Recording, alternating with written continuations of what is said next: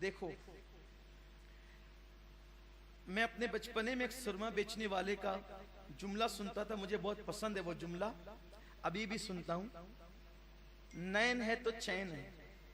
एक सुरमा बेचने वाला मालेगांव में पुराना सुरमा बेचता था, ऐलान करते कहता था नैन है तो चैन है, सुरमा ले लो सुरमा, उससे रोशनी बढ़ेगी आंखों।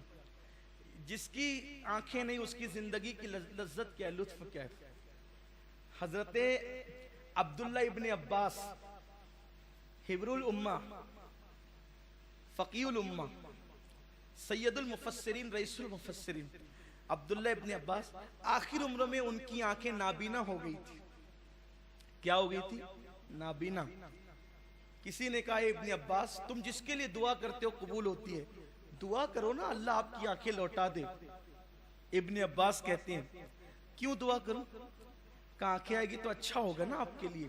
फरमाते हैं आंखों का इस्तेमाल ही खत्म हो गया तो आंख मांग के क्या करूं। आंखों का इस्तेमाल खत्म हो गया, आंख मांग के क्या करूं। का क्यों? आंखों का इस्तेमाल कहां खत्म हुआ? इसलिए कि जिंदगी में तो आंख का इस्तेमाल है। कहां आंख इसलिए अच्छी लगती थी कि यार का दीदार करता था, अब यार ही दुनिया से रुखसत हुआ तो आंखें मांग के करना क्या है।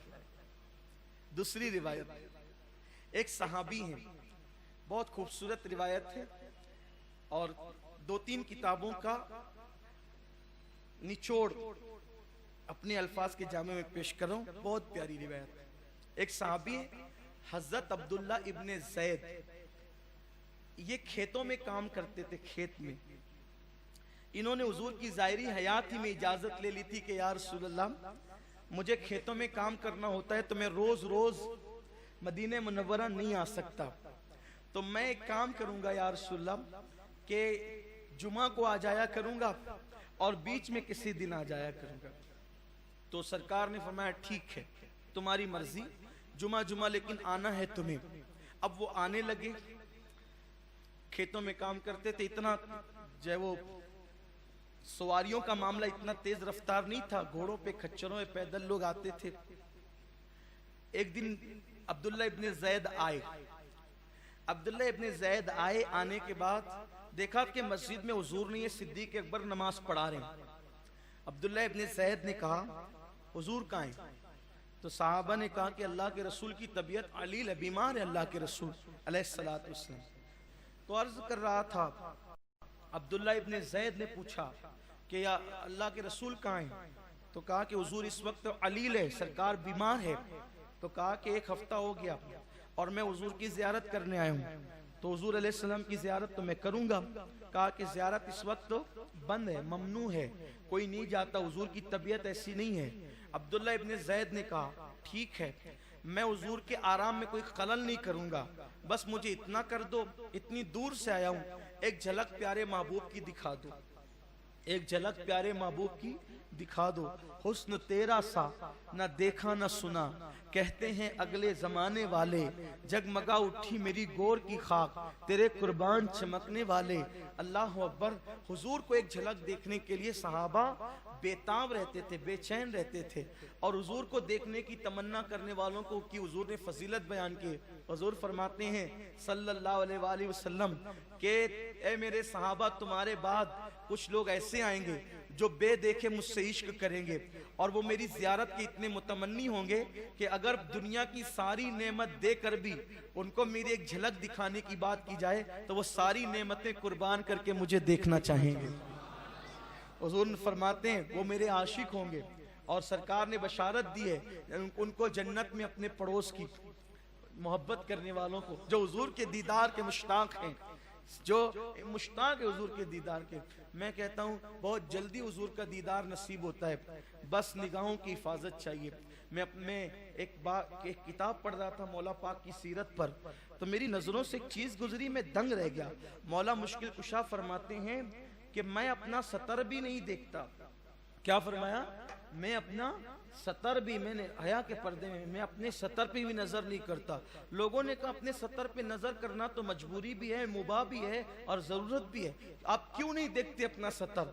फरमाते हैं मुझे शर्म आती है कि जिस आंखों से मैं अपने यार को देखता हूं उन आंखों से अपना सतर कैसे देखूं। सोचो ये गैरत है, इश्क की गैरत है। और यहाँ चले अपना सतर देखना तो हमारी मजबूरी, हम तो मौला पाक जैसे मुत्तकी नहीं हो सकते, लेकिन ये जो सिनेमा में औरतों को नंगा नाचते हुए देख रहे हैं, फिर हुजूर का दीदार कैसे होगा? ये रातों को लेटकर मोबाइल पे ज़िना के मनाजिर देख रहे हैं, हुजूर के दीदार की भी तमन्ना है और आंखों की हिफाजत भी नहीं, कैसे होगा काम? आज तौबा करो, आंखों की हिफाजत पैदा करो। तो बहरहाल हजरत अब्दुल्ला बिन जैद ने कहा मैं हुजूर के आराम में खलल नहीं करूंगा, मुझे एक झलक दिखा दो। अब उनको कमरे में ले जाया गया, हुजूर के हुजरे में। लेकिन अब ध्यान से सुनना, बहुत खास बात, जब वो हुजूर के हुजरे में पहुंचे तो अल्लाह के रसूल अलैहिस्सलाम अपनी चादर शरीफ को अपने चेहरे पे डालकर आराम फरमा रहे थे।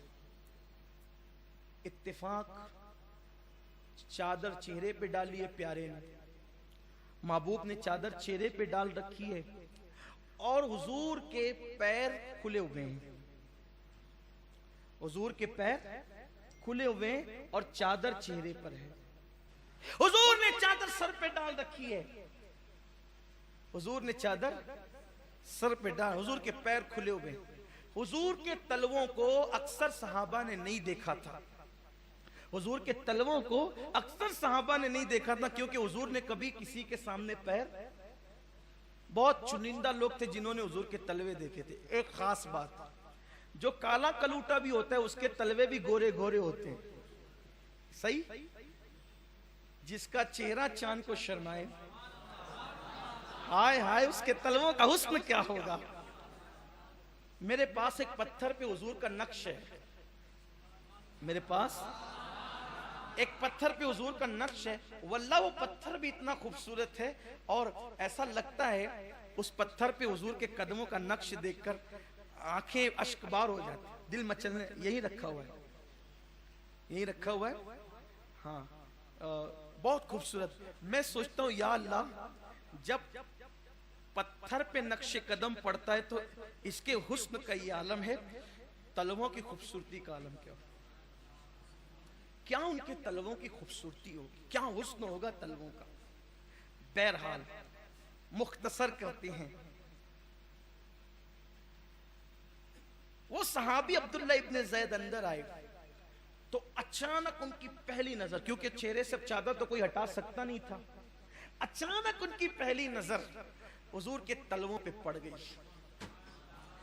तलवों पर नजर क्या पड़नी थी, इब्ने ज़ैद तलवों के हुस्न में मगन हो गए, डूब गए।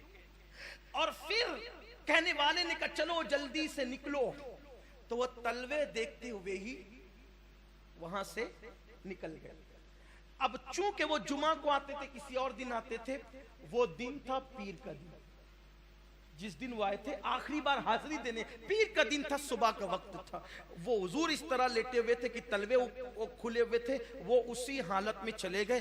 तलवों के जलवों में इतना गुम हुए इब्ने ज़ैद, फिर खेती के काम में लग गए। शाम से पहले खबर आई कि अल्लाह के रसूल का विसाल हो गया। हाथ उठा के कहा अल्लाह अब मेरी आंखें छीन ले, इसलिए कि आखिरी मर्तबा जिसने मेरे महबूब का तलवा देखा है, अब वो तलवे महबूब के तलवों के हुस्न को देखने के बाद अब किसी हसीन का चेहरा भी देखना पसंद नहीं करता। मेरे अल्लाह अब मेरी आंखें छीन ले ताकि मैं किसी को ना देख सकूं। और उनकी आंखें चली गई। इश्क मोहब्बत का इमाम इसी पर कहने लगा, तेरे कदमों में जो है गैर का मुंह क्या देखे, कौन नजरों पे चढ़े देख के तलवा तेरा। और आखिरी बात, सहाबा अपने बाप से ज्यादा हुजूर से प्यार करते थे। अब्दुल्ला इब्ने उबई जो रईसुल मुनाफिकीन था ना, रईसुल मुनाफिकीन, हुजूर के आने से पहले उसकी बादशाहत की तैयारी हो रही थी कि मदीने का बादशाह बनेगा। हुजूर आए तो ये सारा मामला पानी में बह गया और मदीने मुनव्वरा की ममलकत मदीना जो है वो कायम हो गई। वो इतना हासिद हुआ कि हर वक्त हुजूर से हसद करता था, हुजूर के खिलाफ बकवास करता था, कलमा पढ़ के ही बकवास करता था। एक गजवे से साहबा वापस आ रहे थे, उसने हुजूर की बेअदबी की। उसका सगा बेटा अब्दुल्ला इब्ने उबई, वो सहाबी थे और वो पक्के मुसलमान थे। जैसे ही अब्दुल्ला इब्ने उबई ने हुजूर की बेअदबी की, इन्होंने तलवार निकाली, कहा मेरे महबूब के खिलाफ तूने बोला, जल्दी तौबा कर। सगा बेटा बाप पे तलवार लेके खड़ा, वो डर गया। उसने कहा कैसे तौबा करूं? कहा हुजूर की बेअदबी की ना, बोल मैं जलील हूं और हुजूर इज्जत वाले। अब्दुल्ला इब्ने अब्दुल्ला ने क्या कहा? बोल मैं जलील हूं, हुजूर इज्जत वाले। तो उसने क्या कहा? तेरी खराबी हो, जा मैं जलील हूं, हुजूर इज्जत वाले। कहा अब गुस्ताखी मत करना। ये थे सहाबा का इश्क रसूल। तो हम भी हुजूर से सच्ची मोहब्बत करें। महबूब किसे बनाए? जो महबूब खुदा है, और जबानी नहीं कल्बी महबूब उनको बनाए। मेरा दिल ये चाहता है, मैंने हुजूर के तलवे का जिक्र कर दिया, तो हुजूर के तलवों का और हुजूर के कदम का नक्श पाक 2 मिनट के अंदर आपको दिखा देते हैं। ताकि